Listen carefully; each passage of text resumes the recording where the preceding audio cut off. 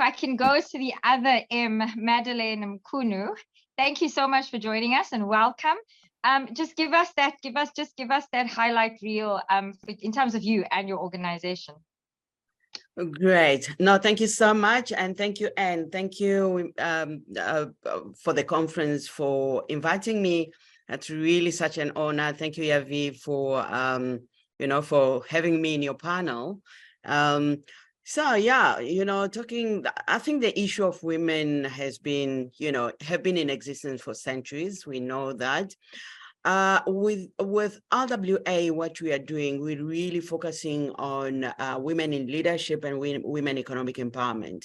So to be concrete, what we are doing, if we can start with women in leadership, we really believe that for Africa to reach the sustainability that we're looking for, we need to have more women on board or women in decision-making position.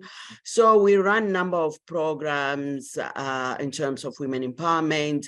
We have a mentorship program on women in politics. We run some courses on women in politics because we really just want to encourage women, more women, actually to participate in the mainstream activities of the development.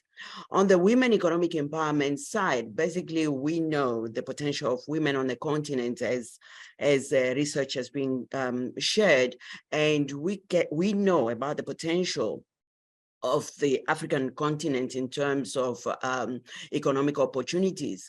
But what we have identified, and I think the research is continue to show that, is that there's a gap. There's definitely a paradox between the opportunity that Africa has to offer and the status of women. Yes, we can see more and more women are basically operating or overpopulated even on the entrepreneurship space. But the research is also showing that the rate of lack of sustainability is very high, where a lot of women, yes, we enter in entrepreneurship or self-employment even, just to try and survive, and which is not sustainable. So from RWA point of view, we're saying, okay, how can we create a linkage between the women potential and the opportunities that exist? So it means that we have to go out there, identify where are the opportunities where women can tap into, where women can participate. And it does not matter what sector. We work across sectors and industries. We have one of the programs that we have actually is women in infrastructure development in Africa, where we want more and more women to participate in infrastructure projects on the continent, because we are rebuilding this continent, and without the participation of women, so we're not being given a space on the table. Yet we do have women across sectors, the women engineers, women in construction, women in all those sectors, but they are underpopulated or underrepresented on those sectors. How can we create opportunities where women can tap into those opportunities? Thank you. A sister after my own heart. It's like you are speaking my specific language, literally my words. So honestly, it is just amazing to be able to hear the kind of work that you are doing and the kind of things that you are wanting to focus on or are focusing on. We'll talk later and we'll talk offline, but yeah, it's exactly that. It's how do we now start getting, we can't only talk about women at grassroots level. How do we talk about women at all levels in the value chain, and at all levels in order to be able to influence decision making, et cetera, et cetera. Let me go to you, Madeleine, right? So Madeleine, of course, you work for the leading women of Africa, but it seems to be, and I don't know if all of you are seeing the same thing, because we had in the prior conversation with UNECA, there's a lot of training focused on SME, especially women and youth. It seems to be the focus. But then also we are seeing an influx of people saying they're women trade experts. I don't know if there's something like that, women trade experts. Is this still, what do you think about that, about women trade experts and men who also claim to be that and speak about seniority, and they're making decisions in regards to women in trade. What do you think about that? Do you think that part for women trade experts is a space for just women who are in leadership, who understand women in trade, or can anyone say they're the women trade expert? What do you think in the work that you're doing? I think in the work that I do is that, yes, women, you know what is expertise in the first place? It's actually advanced experience, okay? Mm-hmm. So it's not sitting at university only. It's actually those women that have been doing this over and over. These are the experts. And if we look at just the population of entrepreneurship in Africa, it's actually represented by women. And these women have the right to call themselves trade experts because they are sharing their experience from what has happened to them and not necessarily from a book or from any lecture. It's based on experience. And sometimes that's what we need. As business people, as entrepreneurs, we want to hear, we want to learn. You have experienced trade or cross-border trade, whatever the case will be.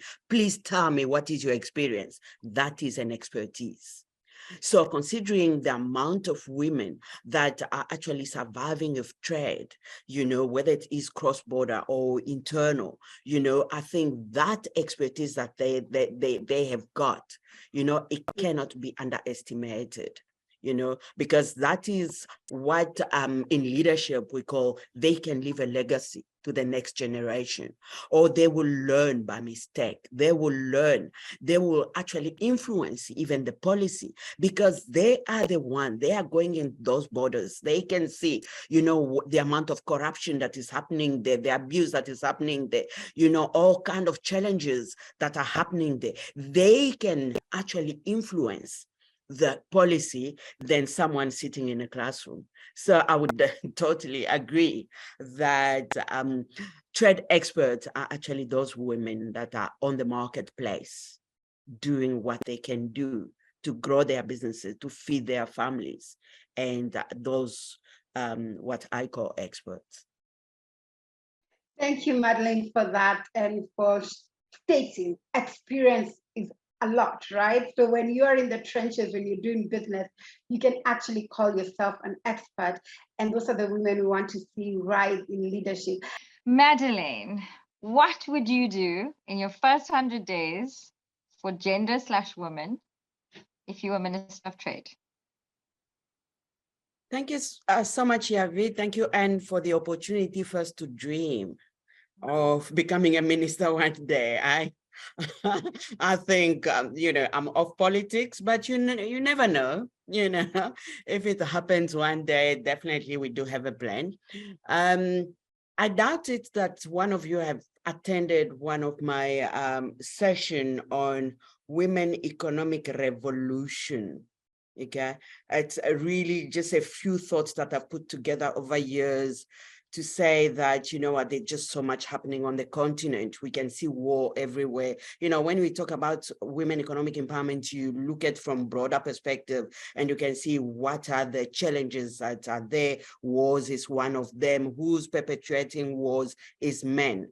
All right. So we said then, us as women, we don't want to take guns, but there is another revolution that we can do, is economic revolution. Right? So where we go out there and there's just so much opportunities, and then, women are just so enthusiastic, so dynamic, and just, they have the, I can do it. I can achieve anything kind of attitude. So we said, so there's that program that I ran, that he said, let's do a woman economic revolution, right? And another aspect of that, what we look at is that in every country, on the continent, we're 1.2 billion people now, and half of the population, if not more, 50 plus 1% is women, right? So, and who go to shop? Who are the economic decisions They are women, right? So you see how the economic revolution is going. You know, I'm the one who make decision where to shop, what to buy, where I can go and all that. So you can see just the trend, how I'm going to start converting all these thoughts into policies, right? So when we get, because there's three elements that we always talk about when we talk about women economic revolution. We look at number one, we want more women producers. And I will just explain shortly there. Producers, why? We lack consuming. We are the one who consume. We are the one who buy. But we buy, you know, from people that maybe they don't need even our money, our few cents, our few dollars that we do have. Why don't we start producing? I love this clothes. Why can't I start making it? I love this hair. Why can't I start making it? Instead of, you know, if we say we have 1.2 billion people on the continent, you convert it, it's actually consumers. And we can see the trade war in Africa where every economy wants to come. And Africa, because there is consumers, there is a large number of consumers. So we're saying, number one, how can we make sure women become producers and not only consumers? There's so many things that we can produce. We have the raw material for so many things. We can do it. We can produce and consume what we produce. Number two, that we always do in that, you know, always discussing this women economic revolution, is women to become investors. You know what we're doing on the continent? You know, we sometimes, we die, we leave debt for our children and, you know, grandchildren to come. They come to inherit. They come to inherit our debt. How can we start investing for us and for the next generation? And number three is for women to start becoming strategic consumers. We consume everything, but sometimes we buy things sometimes that we don't need. You know, you look at our closet, it's full of shoes and, you know, all the Louis Vuitton and all that we don't really need. You know, well, we could spend it somewhere. So I will try to convert that into policy. I don't know how, but I'm sure empirical research and data will be needed so that we can start shaping that revolution into a policy. And I'm sure I will be able to see change. Thank you. Made in Africa is what you want to be able to create as your policy. In your particular case, made in Kenya, but yes, made in Africa, and being able to ask a question, who am I wearing, what am I wearing, and where did it come from, is probably the first question that we could ask as women that are so consumed by what we wear and what we look like and what we buy.